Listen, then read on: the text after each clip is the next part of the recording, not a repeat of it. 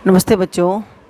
आज मैं आपको आधुनिक भारत का इतिहास, ठीक है, इसके बारे में बताऊंगी, जो यूपीएससी के बच्चों के लिए भी बहुत ज़्यादा हेल्पफुल रहेगा। ठीक है। आधुनिक भारतीय इतिहास 18वीं सदी के मध्य में शुरू होता है और इस अवधि की सबसे महत्वपूर्ण घटनाएं क्या था? मुगल साम्राज्य का पतन व भारत में यूरोपियन लोगों का प्रवेश। भारत में आने वाले सबसे पहले यूरोपीय व्यापारी पुर्तगाली थे। तो इसमें मैं आपको आधुनिक भारत का इतिहास का जो सिलेबस है, डायरेक्ट जो फर्स्ट चैप्टर है, किस तरीके से यूरोपियों का आगमन हुआ, मैं वहीं से आपको स्टार्ट कर रही हूँ। कंप्लीट नोट्स बनाए मैंने और उम्मीद है आपको सारा मैटर इससे आपका क्लियर हो जाएगा इस टॉपिक पर। तो पहला हमारा टॉपिक है यूरोपियों का आगमन।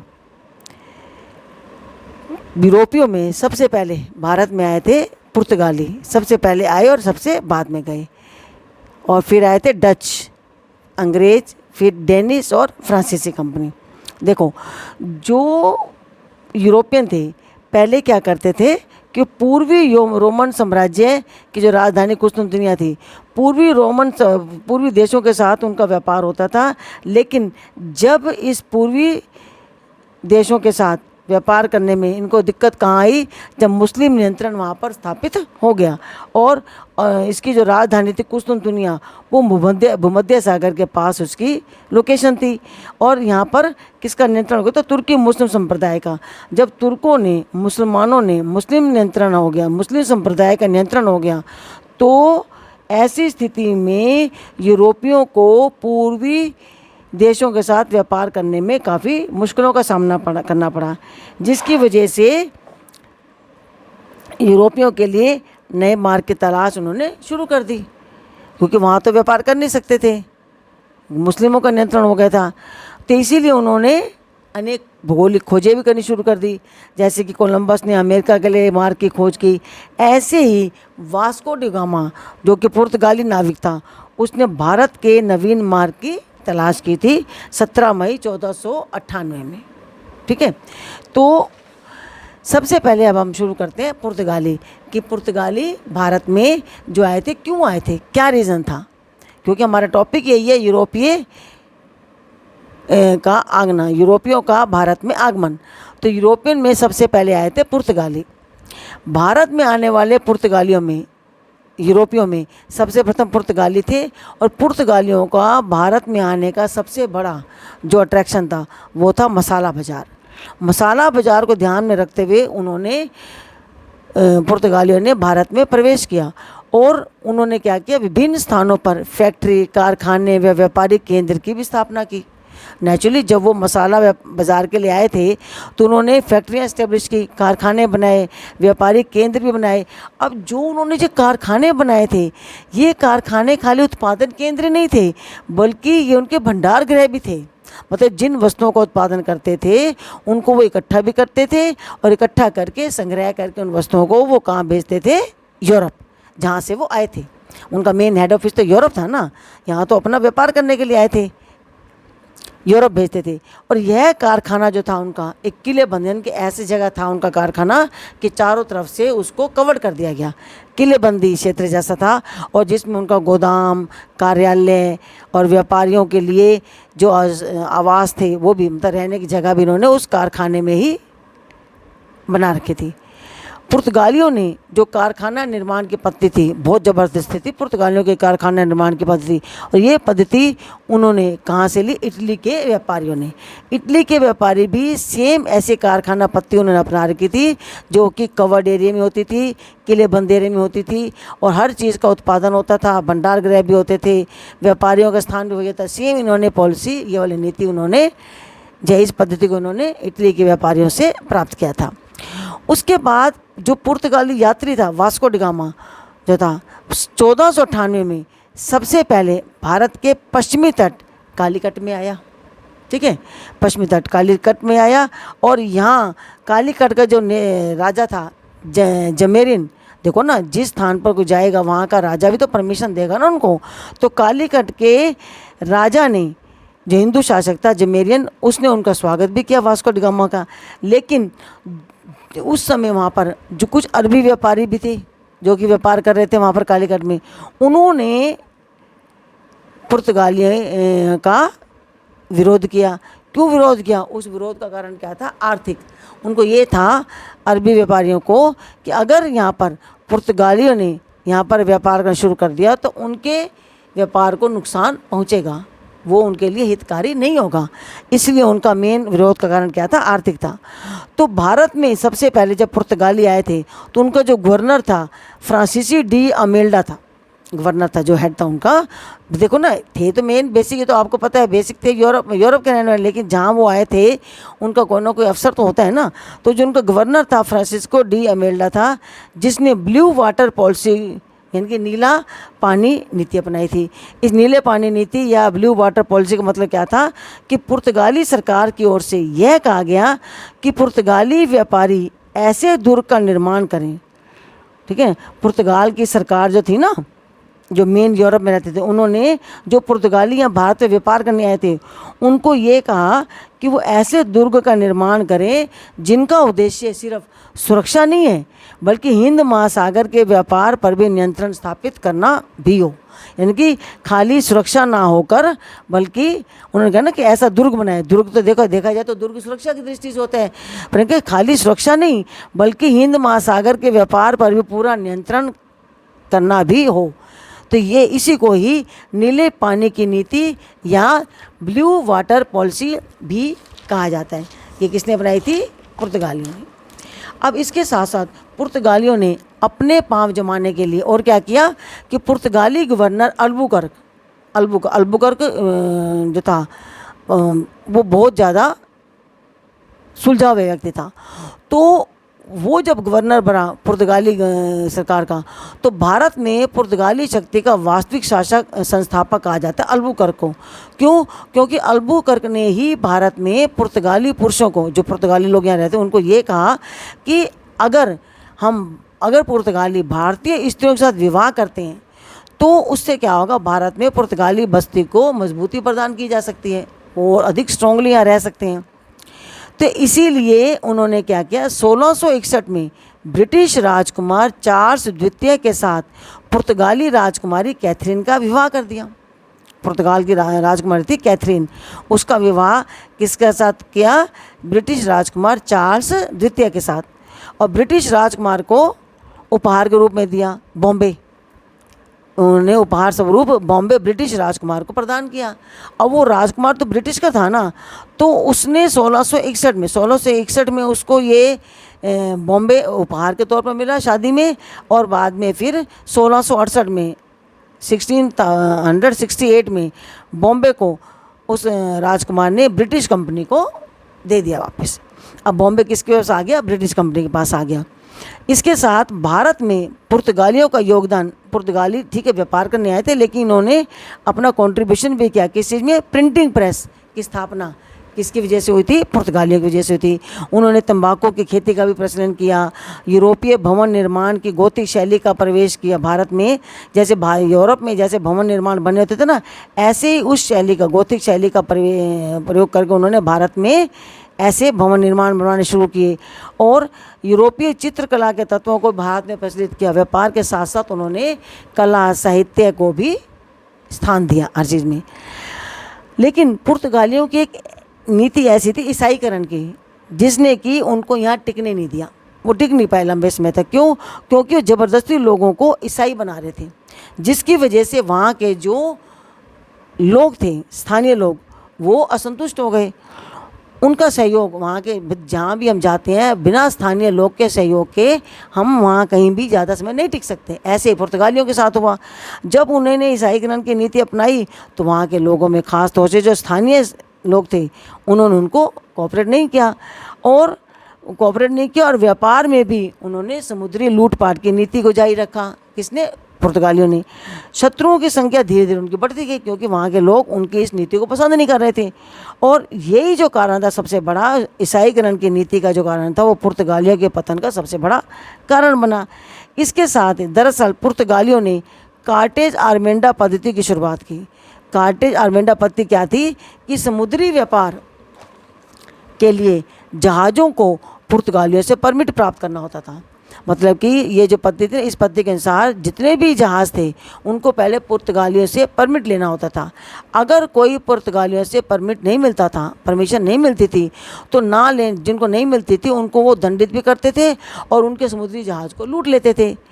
और जो मान लो कार्टेज लेने वाले व्यापारी को भी मिल भी जाता था, मान लो कार्टेज जो लेते भी थे, उनको भी ये गोला बारूद और काली मिर्च के व्यापार करने की अनुमति नहीं देते थे, जिसकी वजह से यहाँ के लोग पुर्तगालियों के विरुद्ध हो गए और वो बहुत समय तक नहीं टिक पाए। अब पुर्तगालियों के बाद है डच।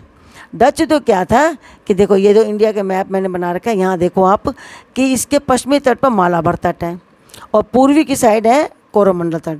मालाबार तट पुर्तगाली व्यापारी है, मालाबार तट पश्चिमी साइड है, ठीक ना। कलकत्ता में इन्होंने अपनी स्थापना की थी और यहाँ पर ये पुर्तगाली व्यापारी आए थे मसाला व्यापार करने के लिए। लेकिन कोरोमंडल तट पर रहते डच व्यापारी, यहाँ थे सारे यूरोप के, लेकिन व्यापारी है ना, तो ये डच कोरोमंडल तट पर डच व्यापारी आए और डच व्यापारियों ने मसाला व्यापार के बजाय उन्होंने वस्त्र व्यापार पर ज़्यादा बल दिया। और भारत में सबसे पहले वस्त्र निर्यात का श्रेय किसको जाता है? डचों को जाता है। उन्होंने इस चीज़ पर बल दिया। अब क्या था, डच ईस्ट इंडिया की कंपनी, डच ईस्ट इंडिया की स्थापना 1602 में हुई थी और इसकी देखरेख के लिए उन्होंने क्या कि 17 सदस्यीय बोर्ड का भी गठन किया। अब जो डच सरकार का कंपनी पर, जो ईस्ट कंपनी थी, उसके पर पूरा नियंत्रण था। और कंपनी देखो ना, यहाँ पर डच भी थे, पुर्तगाली भी थे, फ्रांसीसी भी थे, अभी आएगा आगे बताऊंगी मैं आपको, ये थे। लेकिन सबसे ज़्यादा स्ट्रॉन्ग कौन था? ब्रिटिश सरकार थे। तो डच सरकार का कंपनी पर नियंत्रण था और कंपनी द्वारा किए जाने वाले समझौते डच सरकार के नाम से किए जाते थे। इस कंपनी को युद्ध करने, ये जो कंपनी जो थी ना, इनको युद्ध करने, संधि करने और क्षेत्र विस्तार करने की शक्ति सरकार द्वारा प्रदान की गई थी। अब डचों ने बाटविया, जो कि इंडोनेशिया में आता है, उसको अपना हेड ऑफिस बनाया। भारत स्थित, क्योंकि डच भारत में आ गए थे ना, तो यूरोप में तो अपना था ही था, उनका अपना इंडोनेशिया में अपना बाटविया जगह था, मुख्यालय बना, हेड ऑफिस उनका वहीं था। लेकिन भारत में स्थित जो डच कंपनी थी, वो कंपनी अपने सभी कामों के लिए इस बाटविया को, जो उन्होंने अपना हेड ऑफिस बनाया था, इसी केंद्र के लिए उत्तरदायी थी। हर चीज़ की इन्फॉर्मेशन इसी कंपनी को दी जाती थी। फिर क्या था, डचों ने कोरोमंडल तट को भी अपने व्यापार का आधार बनाया, क्योंकि तटीय इलाकों से व्यापार बहुत अच्छा होता है, और मछलीपट्टनम को अपना प्रथम व्यापारिक केंद्र बनाया। डचों ने अब क्या था, डचों ने क्या था, मसाले के स्थान पर, जैसे पुर्तगालियों ने मसाले का व्यापार किया था, डचों ने मसाले के स्थान पर भारतीय वस्त्रों के निर्यात को ज़्यादा महत्व दिया। इस तरह भारत से वस्त्र निर्यात को सबसे पहले वस्तु बनाने का क्रेडिट किसको जाता है? डचों को जाता है। वह वस्तुओं का, गुड्स का जो एक्सपोर्ट किया गया, डचों की वजह से किया गया। और 1759 में 1759 में बेदारा के युद्ध में अंग्रेज़ों ने डचों को हरा दिया, क्योंकि अंग्रेज़ ज़्यादा शक्तिशाली थे, उनकी नौसैनिक शक्ति बहुत अच्छी थी कंपैरेटिवली डचों के। जब वो पराजित हो गए तो वापस वो यूरोप चले गए। अब आ गया हमारी ब्रिटिश कंपनी। देखो, ब्रिटिश कंपनी का है कि 1500, अभी मैं आपको ईयर वाइज बता रही हूँ, 1588 में ब्रिटिश नौसेना ने स्पेनिश आर्मेडा को पराजित किया। इसका मतलब इससे क्या जाहिर होता है कि ब्रिटिशर्स की नौसेना शक्ति बहुत ही श्रेष्ठ थी। 1599 में 1599 में ईस्ट इंडिया कंपनी एस्टेब्लिश हुई और 1609 में इस कंपनी को व्यापारिक एकाधिकार मिल गया, व्यापार पर मोनोपोली होगी उसकी अनिश्चित काल, अनलिमिटेड टाइम के लिए। और 1813 में कंपनी के व्यापारिक एकाधिकार को समाप्त कर दिया गया। अब मैं इसका डिटेल बताऊंगी आपको कि देखो, 1508 में अंग्रेजों ने अपनी नौसैनिक श्रेष्ठता स्थापित करके पूर्वी क्षेत्र में व्यापार के लिए कदम बढ़ाया। धीरे धीरे ये उन्होंने पहले नौसैनिक श्रेष्ठता स्थापित की, धीरे धीरे पूर्वी क्षेत्र में व्यापार के लिए आगे बढ़ने लगे। इसी क्रम में 1599 में ईस्ट इंडिया कंपनी की स्थापना हुई, जिसे आरंभ में अब जब 1599 जो ईस्ट इंडिया कंपनी की स्थापना हुई थी, तो इस कंपनी को 15 वर्षों के लिए पूर्व में व्यापार करने की परमिशन मिल गई। जब उनको परमिशन मिल गई तो आगे चलकर 1609 में ब्रिटिश सरकार जेम्स प्रथम ने कंपनी को अनिश्चितकालीन व्यापारिक एकाधिकार प्रदान कर दिया। जो उस समय 1609 में जो ब्रिटिश सरकार थी ना, जेम्स प्रथम, उन्होंने इस कंपनी को अनलिमिटेड समय के लिए व्यापार पर मोनोपोली, एकाधिकार का अधिकार दे दिया, तो पूर्ण अधिकार ब्रिटिशर्स को दे दिया। अब 1608 में जहांगीर का, उस समय मुगल सम्राट जहांगीर का शासन था, तो जहांगीर के शासनकाल में कैप्टन हॉकिंस, जो उसमें गवर्नर जनरल थे, उनके नेतृत्व में सूरत में व्यापारिक केंद्र की स्थापना की। देखो ना, किसी से तो लीडरशिप में होगा ना, कैप्टन हॉकिंस के नेतृत्व में लीडरशिप में जब व्यापारिक केंद्र की स्थापना की, लेकिन उस समय जहांगीर ने उनको परमिशन नहीं दी थी। उन्होंने केंद्र की स्थापना तो कर दी थी, लेकिन इनके ना गवर्नर बदलते रहते थे। तो 1613 में जब sir Thomas Roe governor general बन के आए, तो उनके नेतृत्व में, उनकी लीडरशिप में ब्रिटिश प्रतिनिधित्व मंडल ने मुगल सम्राट जहांगीर से इस व्यापारिक केंद्र की स्वीकृति प्राप्त हुई। यानी कि सर थॉमस रो के टाइम पर जहांगीर ने इस व्यापारिक केंद्र को अपनी परमिशन दे दी थी। इस तरह सूरत में अंग्रेज़ों की प्रथम स्थायी बस्ती की स्थापना हो गई थी। मतलब कि जो सूरत में स्थापना हुई थी अंग्रेज़ों की, इस तरीके से हुई थी। 1698 में बंगाल के सूबेदार, उस समय बंगाल के सूबेदार थे आजिम हुसैन। कौन थे? आजिम हुसैन। उन्होंने अंग्रेज़ों को क्या किया, सुल्तानती, कालीकत्ता जिसको अब कोलकाता कहते हैं, और गोविंदपुर, इन 3 गांवों की जमींदारी प्रदान कर दी। किसको? बंगाल के सूबेदार को उन्होंने।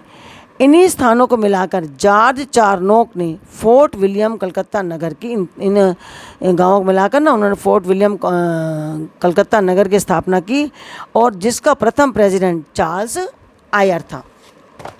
अब देखो, अंग्रेज़ों ने धीरे धीरे अपनी नौसैनिक शक्ति के बलबूते अपने पांव जमाने शुरू कर दिए थे। अब क्या था, 1717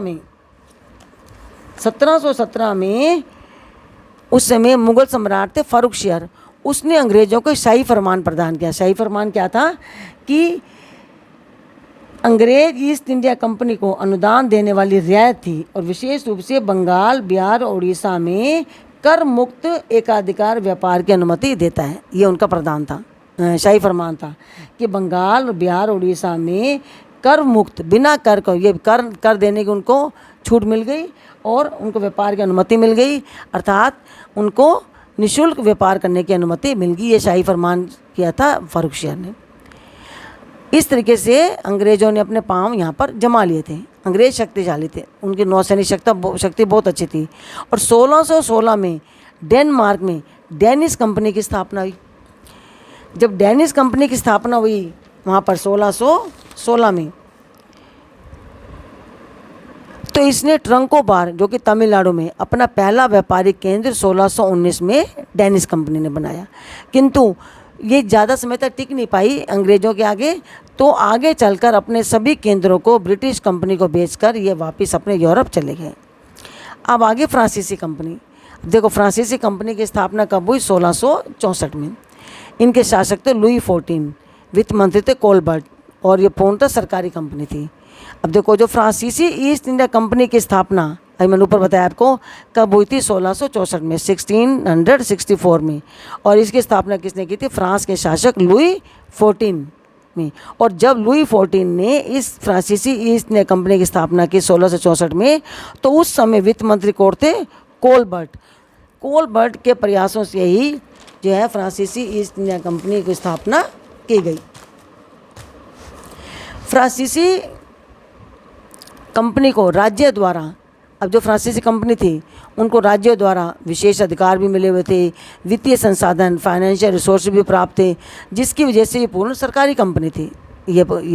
और 1668 में फ्रांसीसी कैरो के नेतृत्व में प्रथम फ्रांसीसी दल, फ्रांसीसी कैरो था 1668 में, फ्रांस से वो भारत आया, और सूरत में उन्होंने व्यापारिक केंद्र की स्थापना कर दी यहाँ पर।